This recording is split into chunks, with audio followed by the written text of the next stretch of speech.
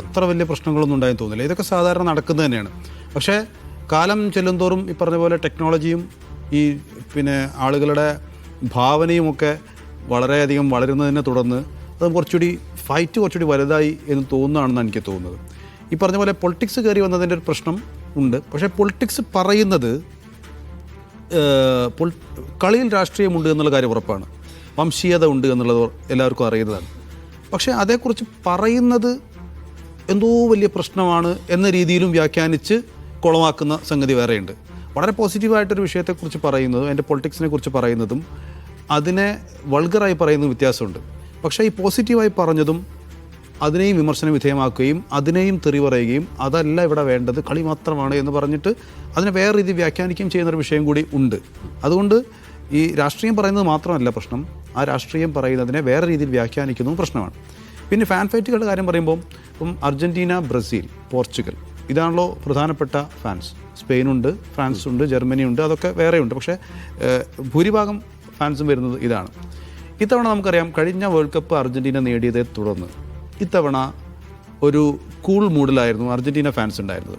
ഇത്തവണ സത്യം പറയുകയാണെങ്കിൽ ഈ സൈഫുദ്ദീൻ എന്നോട് പറഞ്ഞിട്ടുണ്ട്, ഇത്തവണ നമ്മൾ സെമി വരെ പ്രതീക്ഷിക്കാം, അതിലപ്പുറത്തേക്ക് പോകാൻ സാധ്യതയില്ല എന്ന് സൈഫുദ്ദീൻ, അർജൻറ്റീന ഫാനായ സൈഫുദ്ദീൻ പറഞ്ഞിട്ടുണ്ട്. അതായത് അർജൻറ്റീന ഫാനിൻ്റെ പരിച്ഛേദമായിട്ടാണ് ഞാൻ സൈഫുദ്ദീനെ കാണുന്നത്. അപ്പോൾ ഞാനും അതെ, അർജൻറ്റീന അത്ര ഉയരത്തിലേക്ക് എത്തുമെന്ന് നമ്മൾ പ്രതീക്ഷിച്ചിരുന്നില്ല. വളരെ റിലാക്സ്ഡ് ആയിട്ടാണ് ഈ വേൾഡ് കപ്പിനെ അർജൻറ്റീന ഫാൻസ് കണ്ടുകൊണ്ടിരുന്നത്. പക്ഷേ ഓരോ കളി കഴിയും തോറും നമുക്ക് ഇത് കപ്പ് കിട്ടാൻ സാധ്യതയുണ്ടല്ലോ എന്നുള്ള തോന്നലിലേക്ക് എത്തുകയും ആ ഫാൻ ഫൈറ്റിലേക്ക് അവർ കൂടുതൽ ഇറങ്ങുകയുമാണ് ചെയ്തത്. ശരിക്കും സ്വാഭാവികമായിട്ടും ബ്രസീൽ ഫാൻസ് ഇത്തവണ കഴിഞ്ഞ തവണ കിട്ടിയില്ല, അർജൻറ്റീനയ്ക്ക് കിട്ടുകയും ചെയ്തു. അപ്പോൾ ഇത്തവണ ഞങ്ങളുടെ നെയ്മറുണ്ട്, ഞങ്ങളുടെ കോച്ചാണ് ഞങ്ങളുടെ ഏറ്റവും വലിയ ശക്തി, ആ കോച്ച് നമുക്ക് വിജയം കൊണ്ടുവരുമെന്നുള്ള വലിയ പ്രതീക്ഷയിൽ ബ്രസീൽ ഫാൻസ് രംഗത്ത് വരികയും ചെയ്തു. അപ്പോൾ സ്വാഭാവികമായിട്ടും അപ്പോൾ അതുകൊണ്ട് തന്നെ ആ ബ്രസീൽ ഫാൻസും അർജന്റീന ഫാൻസും ഇടക്ക് വെച്ചാണ് ഒരസൽ തുടങ്ങുന്നത്. തുടക്കത്തിൽ അതില്ല.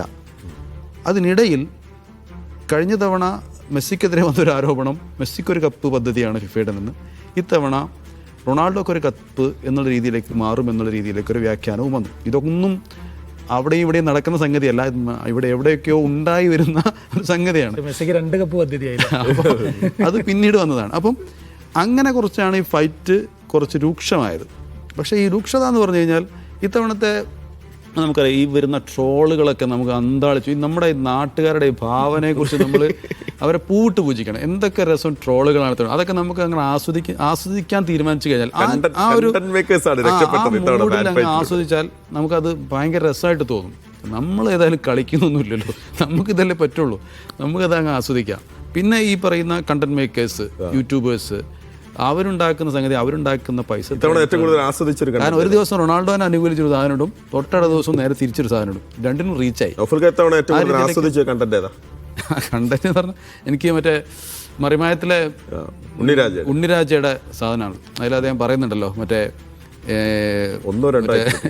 ഒരു വെടി 2 വെടിയൊന്നും വേണ്ട, വെടിപ്പരക്ക് ഒന്നിച്ചങ്ങ് തീ എടുത്തേക്കെന്ന് പറയുന്നില്ലേ, അതൊക്കെയാണ്. അതുപോലെ ഒരുപാട് സാധനം, ശ്രീകാന്ത് വെട്ടിയാർ, അതുപോലെ കുറേ ട്രോളുകളുണ്ട്, നല്ല രസമുള്ള സാധനങ്ങളുണ്ട്. നമ്മുടെ ഈ യുറേക്ക അതിൻ്റെയൊക്കെ നല്ല സാധനം, അങ്ങനെ ഒരുപാട് സംഗതി. അപ്പോൾ ഫാൻ ഫൈറ്റിനോടൊപ്പം തന്നെ ഇത്തരത്തിലുള്ള സാധനങ്ങളൊക്കെ നന്നായി ആസ്വദിച്ച് പോയിട്ടുണ്ട്.